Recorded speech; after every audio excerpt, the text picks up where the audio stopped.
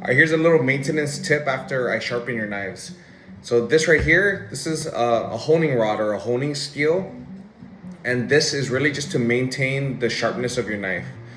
When I sharpen your knives, typically like a regular kitchen knife, I sharpen it at 20 degrees, right? So how I like to start with this, for beginners, I just kind of place this right on a mat or on a towel, just straight down. So a knife right here, this is 90 degrees and half of that is 45 degrees, and then half of 45 is about 22 and a half. So I kind of bring it in slightly. You don't have to be too consistent, but really you just take that at 20 degrees and I just run it down the steel 2 times on one side, 2 times the other side.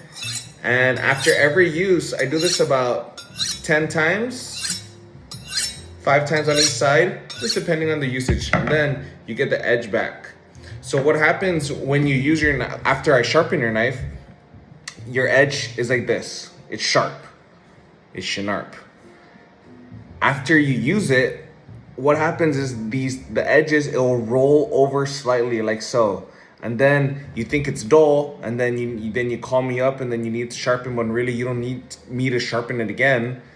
And all you need to do is use your honing steel. And when you use this honing steel, all that does is this rolled over micro edge, it kind of puts it back into a straight sharp edge again.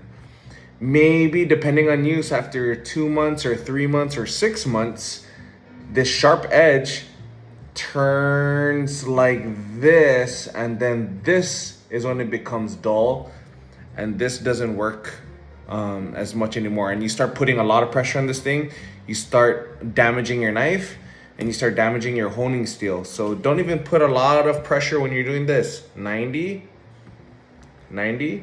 45, 22 and a half, and just kind of bring it in slightly. I'm just really running the knife just through the honing steel, because this is already shinarp. I got the edge back and it's ready for the kitchen.